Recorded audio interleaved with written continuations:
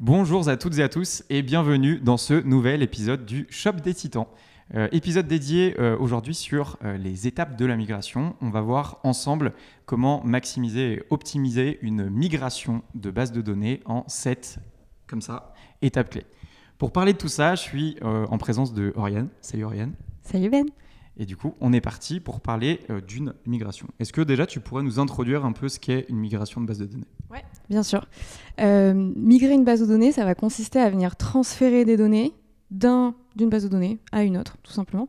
Nous, chez Moon, on travaille principalement avec Shopify et on va venir aller chercher des datas, notamment dans d'autres CMS, pour les ramener sur Shopify, donc depuis un PrestaShop, un WooCommerce, un Magento.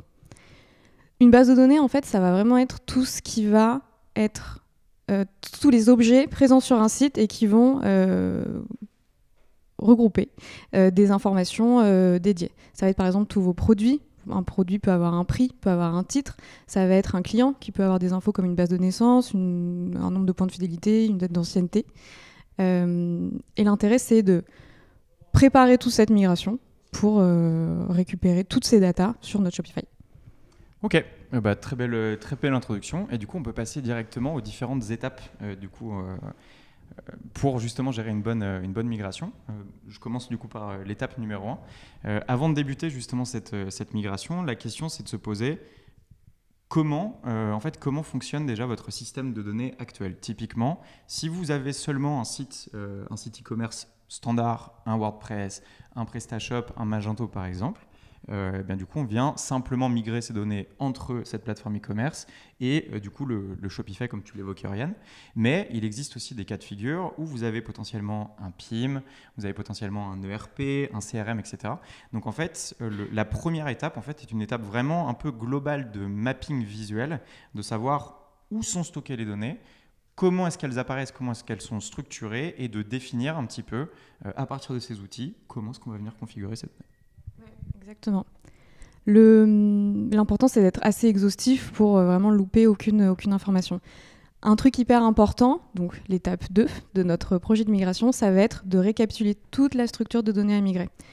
On va faire un gros mapping précis de toutes les datas présentes sous tous nos objets. Donc on se parlait tout à l'heure des clients, des commandes, des produits, des réductions. On va récupérer tout ce qui est dans toutes ces bases de données-là. Donc on va les lister, tout simplement, tous les champs qui sont dans nos objets, un par un, pour s'assurer de les prendre tous en compte. On va avoir des champs de type champ par défaut. Donc champ par défaut, ça va dépendre du CMS de base, mais c'est globalement tous les champs qui sont systématiquement prévus sur un CMS. Donc le titre de mon produit, son visuel, son prix. Il y en a quelques-uns, mais globalement, vous avez les 3 prioritaires. Et puis après, on va lister tous les champs personnalisés, ce qu'on appelle des métafiles, nous, sur Shopify, qu'on veut venir aborder dans cette migration. On va en profiter au moment où on va lister tous ces champs pour décider si on veut leur apposer des modifications dans le traitement de cette data au détour de la migration. Ça peut être un peu l'occasion de faire un peu de ménage. C'est vrai que souvent, et c'est normal, sur notre CMS de base, on va avoir des datas qui ont bien vécu. Donc il est possible qu'on ait des doublons sur des champs de longueur, il est possible qu'on ait des doublons sur des champs de couleurs ou qu'on ait beaucoup d'entités différentes à l'intérieur de notre champ de couleurs. Bref, c'est l'occasion de concaténer des champs, d'enlever un peu d'HTML en trop, de modifier certains types de data aussi. Si par exemple on a, on avait créé un champ de texte et on a fini par y stocker des dates, on peut en profiter pour récupérer tout ça sous un réel format de date, ce qui peut être hyper pratique pour plein d'aspects tech. Il y a une bonne comparaison là-dessus, c'est vraiment comparer ça justement à un déménagement et de se dire qu'on vient enlever tout son mobilier de son appartement à un autre appartement, et c'est à ce moment-là où on peut en profiter pour faire le gros ménage, bien tout nettoyer pour s'assurer que on ne vienne pas repousser sur ce nouveau site, sur ce nouveau Shopify, de la donnée qui ne servirait plus à grand-chose, puisque potentiellement obsolète. Exactement. C'est un bon moment aussi pour tester un peu des migrations de data et voir si on peut récupérer un truc encore plus quali sur son Shopify. Donc l'idée à ce moment-là, c'est de mapper toutes les règles de mapping, tous les champs. Et puis nous, chez Moon, c'est important pour nous d'accompagner nos clients là-dedans parce que il y a parfois des petites... c'est un moment un peu technique. Et donc voilà, c'est important d'être bien exhaustif, de ne rien oublier. Ok. Une fois qu'on a préparé du coup ce gros fichier Excel, du coup où on vient mapper ces différentes informations, c'est le moment où on vient sortir la loupe pour l'étape du coup numéro 3 et on vient vraiment essayer de se focaliser sur les cas spéciaux parce qu'en fait on va avoir sur les catalogues produits, on va avoir dans les contextes clients, etc. Des éléments qui vont fonctionner pour 99,9% des données, mais en fait ce qui va nous intéresser dans cette étape 3, c'est tous les cas un peu spécifiques. On en a listé quelques-uns, par exemple des produits avec des taux de TVA spécifiques. Vous vendez de l'alimentaire, ça passe à 5,5. Il faut qu'on voit comment est-ce qu'on traite un petit peu cette donnée-là. On a pris l'exemple aussi des clients avec des points de fidélité. Comment est-ce qu'on migre cette notion de points de fidélité sur les clients et également, justement, peut-être que la structure de catalogue évolue. On en parlait tout à l'heure, tu me parlais d'un exemple justement d'une paire de chaussures qui peut être différente en fonction d'un catalogue homme et femme, mais en fait c'est de l'unisexe. Est-ce qu'on choisit de garder un produit, d'en faire des variants? Tout ça en fait on le définit ici, j'aime bien cet exemple de la loupe pour se dire ok, on évite de laisser des zones d'ombre sur les éléments, on est sûr de cibler 100% en fait de tous les cas prévus justement dans cette migration pour pouvoir passer à l'étape 4. Exactement. C'est parti. Il y a un petit point qu'on a oublié de vous dire, c'est que dans la totalité des champs qu'on va migrer, il y a un petit type de données qui va évidemment passer à la trappe. C'est des datas qui ne sont pas construites sous forme de base de données. C'est pour ça qu'on se parle de base de données depuis tout à l'heure. C'est des infos qui sont stockées dans des plugins, dans des apps, dans des builders. On voit souvent le cas. Et ça, c'est des types d'informations qui sont pas stockées sous forme de réelles bases de données. Et donc, on ne pourra pas les spotter avec une clé informatique et donc on ne pourra pas les faire apparaître dans notre plan de migration. C'est surtout vrai sur tout ce qui va être lié à du contenu front, donc très visuel, comme justement les pages web ou les articles de blog, ou si justement c'est des builders qui sont utilisés, typiquement sur un WordPress, un Elementor ou quelque chose Exactement. du style, tout ça va être stocké vraiment à part dans du contenu HTML très condensé qui ne peut pas être exploité en l'état et du coup il faut prévoir du temps d'adaptation ensuite derrière pour les retravailler. Oui, tout à fait. C'est un point qui peut être un peu frustrant, donc il faut bien l'avoir en tête. Et d'ailleurs, c'est plutôt une bonne pratique de stocker un maximum de data dans des bases de données quand on peut le faire. Et puis donc pour revenir à nos moutons, une fois qu'on a notre fichier Excel qui recense toutes les informations sur nos champs de départ et sur nos champs d'arrivée, et c'est l'heure de tout commencer à préparer sur Shopify. On va venir créer tous nos champs customisés, donc tous nos métafils sur Shopify. On va ouvrir les clés API pour lancer la migration. Ça peut se faire via une app, via des connecteurs externes. En général, c'est les méthodes avec les meilleurs rapports qualité-prix pour mettre en place ce genre de migration. Et puis, c'est parti, on a notre connecteur qui va faire le lien entre notre CMS de base avec Shopify et qui va respecter toutes les règles de migration qu'on aura établies en amont. Exactement. Du coup, l'étape 5, en fait, on vient lancer de manière très light justement cette migration. C'est ce qu'on appelle, nous, la migration test. En général, ce qu'on recommande de faire, c'est de venir migrer 10 entités de chaque objet, 10 clients, 10 commandes, 10 produits, 10 collections. On profite pour aborder tous nos cas particuliers dans le batch de test. On essaye de favoriser justement les cas particuliers pour se dire, OK, on n'y va pas. On corrige si jamais il y a des éléments qui ne vont pas trop bien.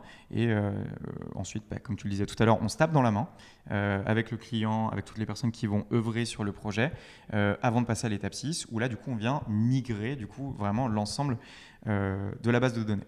L'idée par rapport à ça, c'est qu'on n'a pas parlé auparavant, c'est vraiment d'essayer d'enclencher cette migration le plus tôt possible sur le projet. C'est vraiment par rapport à tous les projets design, développement, tous les éléments qu'on peut avoir quand on refait un site, le plus tôt on va avoir des données réelles, concrètes sur le site, le plus à la fois sur les étapes de design et à la fois sur les étapes de dev, on va travailler avec de la donnée du coup contextuelle. Et dans ce contexte-là, justement, on est capable de voir si mais tiens, on a oublié telle information, il manque tel truc, ça marche pas très bien positionné comme ça, il faudrait peut-être qu'on le bouge. On essaye et on milite très fort pour que vraiment ces étapes de migration, elles arrivent le plus tôt possible justement sur le projet. Ouais, carrément. On n'attend pas d'avoir un front prêt pour migrer les infos du back-office, quoi. Non, c'est sûr, parce qu'après, il y a des modifications. Bien que du coup, toute la donnée soit migrée correctement, il peut y avoir du coup de la modification, du retravail qui peut arriver après. Et très important aussi, dans cette étape de migration complète, on anticipe ici le plus possible l'interopérabilité avec les autres systèmes que vous pouvez avoir. Typiquement, vous travaillez avec d'autres catalogues produits sur du Google, sur du Meta, en utilisant des outils de flux, s'assurer que ça fonctionne bien du coup avec cette nouvelle base de données sur Shopify.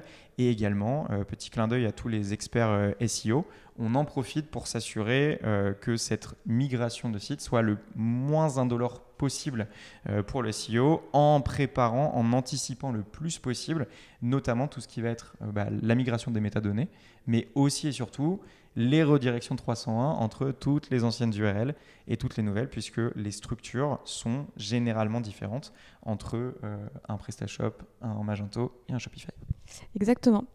Et puis, alors une fois qu'on aura fait tout ça et que le site sera live, il va se créer, et c'est normal, et on le souhaite d'ailleurs à nos clients, un delta entre tout ce qu'on aura récupéré sur Shopify à M-1, M-2 du lancement officiel. Il va se créer un delta entre les commandes qui auront été passées entre-temps sur le Presta, le Magento, qui sera encore en ligne pendant qu'on sera encore en train d'avancer sur l'intégration du Shopify. Il va se créer un delta sur quelques clients, sur quelques commandes. Et c'est pas grave du tout, puisque au jour où on va basculer sur le nouveau site Shopify en ligne, à H+1, H+2 ou le lendemain, ça dépend de comment les clients veulent le gérer, mais en gros, hyper rapidement après le lancement officiel du nouveau site Shopify, on va lancer un petit update pour récupérer les datas récentes du CMS de base et les ajouter sur Shopify.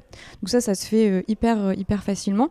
Et du coup, ça nous permettra, quelques heures après le lancement de votre site sur Shopify, d'avoir toutes vos datas entièrement à jour sur le back-office de Shopify. Donc voilà, on est live, on a toutes nos données migrées, on est trop content. À partir du moment où on a respecté toutes les étapes qu'on vient de vous lister avec Ben, a priori, il n'y a aucune raison d'avoir des manquants, des trous, des doublons, de l'inconsistance de data. On aura pris le temps de tout vérifier en amont. Donc voilà, nous, c'est vrai que chez MoonMoon, alors moi, je ne les ai pas toutes faites, mais je crois que vous en êtes à plusieurs dizaines de migrations. Aujourd'hui, on a la majorité de nos builds, nos projets build, on s'est mis un chiffre qui était environ 2 sur 3 de nos builds qui ont des projets de migration. On en a plusieurs en cours chaque année. Et en général, quand on respecte bien les étapes et qu'on fait ça tout bien dans l'ordre et tout carré, il n'y a aucune raison que ça ne se passe pas bien.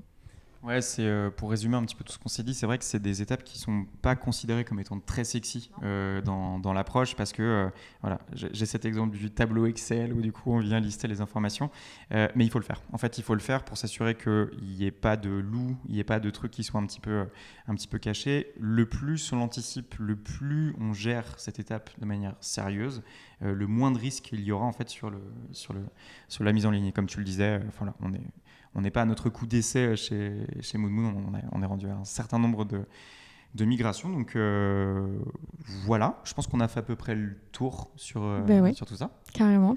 Très contente d'avoir parlé de migration, cette phase un peu immergée de l'iceberg de pas mal de projets, mais hyper structurante. C'est un épisode qu'on voulait faire depuis un petit moment, donc très content qu'on ait eu l'occasion d'en parler, et notamment avec toi, puisque du coup tu œuvres maintenant pour continuer de faire évoluer un petit peu ce process de migration avec tous nos clients. Donc si jamais vous avez des souhaits de migration, n'hésitez pas à nous contacter, MoonMoon, soit sur LinkedIn, soit directement à partir de notre site web, en laissant un commentaire sous cette vidéo si vous le souhaitez.